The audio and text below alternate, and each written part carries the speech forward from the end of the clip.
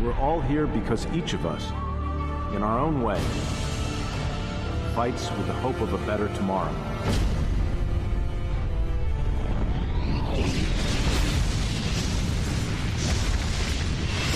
Hi, this is Blair Marnell of Crave Online, and we're here at the Superman Batman Apocalypse screening at the Paley Center in Los Angeles, California. Check it out.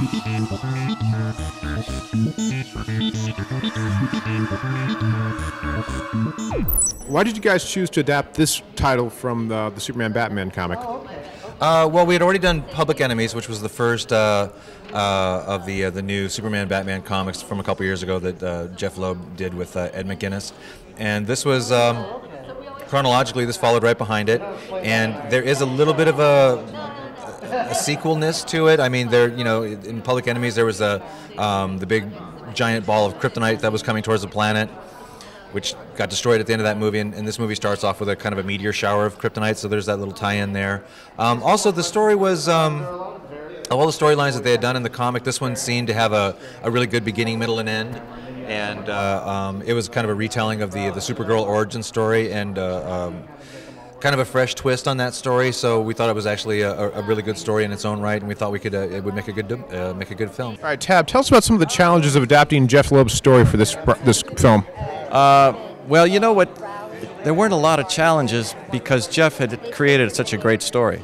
So the real challenge for me was not to mess it up, right? I mean, so to come in and kind of be invisible and let the material really, be as great as it already was in the graphic novel. So, my contributions to the screenplay in terms of the characters and the story that was already there was a lot of grace notes in terms of just, I brought in a little humor out between Batman and Superman and just finding little moments, but really just trying to stay out of the way about what was already a great story. Now, there's a sequence in the film, or at least in the original story, where Supergirl goes bad, and judging by the poster over there, I'd say it happens in the film as well. Yeah, it's definitely a key moment. You can't really do this movie without it because this movie is essentially about Supergirl finding her place, and we have Superman who's trying to steer her towards good, and Darkseid who's trying to steer her towards bad. And really, the movie kind of focuses on which way is she gonna go? Will she be a protector of Earth, or will she be a conqueror of it?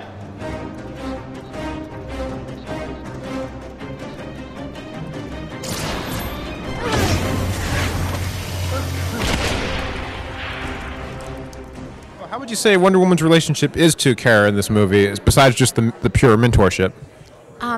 She wants to take care of her. She wants her to be safe. She wants to protect her. I mean, she knows what it's like to be this young girl with powers, and people want things from you, and you don't know who you are yet and who you can trust. So there's enormous empathy and identification that she has for this character, and it's very sweet. It's very, very sweet. Tim, so this is your second time back in the role of Superman after the Superman the Animated Series from the 90s. How does it feel to be back in the blue and red, so to speak? It's fantastic. I mean, I just love being able to be back with Andrea, who's such a terrific director. And the scripts have been really, really good, so that makes me happy. All right, Andrea, tell us about your experience directing the latest DC Animated Universe film, Superman Batman Apocalypse. Well, they're all so much fun to work on. It's always fun when I have the joy of working with Tim Daly and Kevin Conroy as Superman and Batman, because they have a lot of experience doing these characters, and they make my job easier because I don't have to explain to them where Batman came from, where Superman came from. They know the history.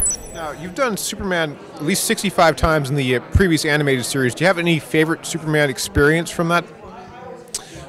My favorite is always Bizarro, because as I've said before, Superman, he's a wonderful character, and he's Bruce is a great writer. When Bruce writes it, it's has a very specific kind of humor to it.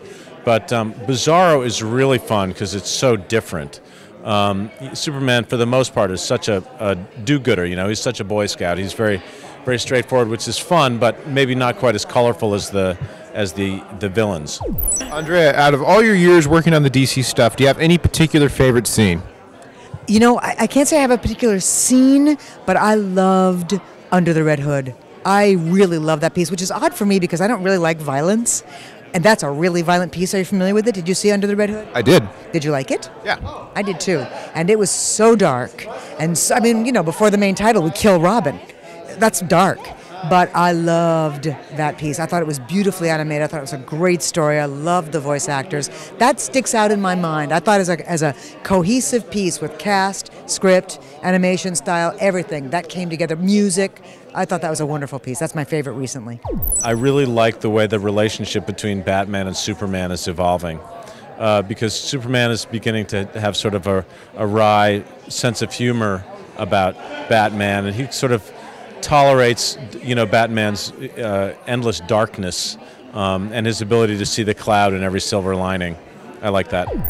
Now, what were some of your favorite moments in the script itself that you got to play out? I loved the kind of quietness of the character Lila.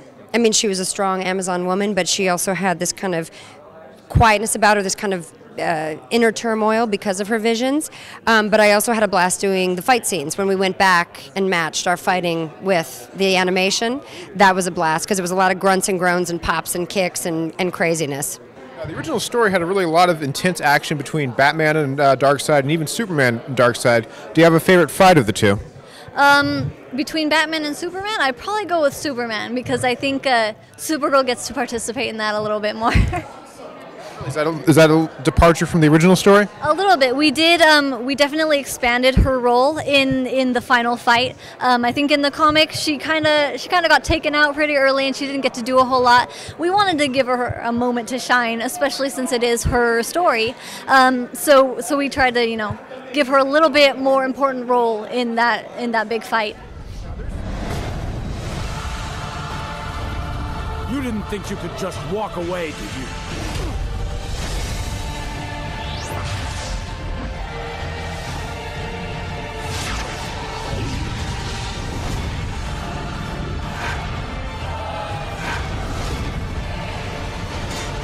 This ends now.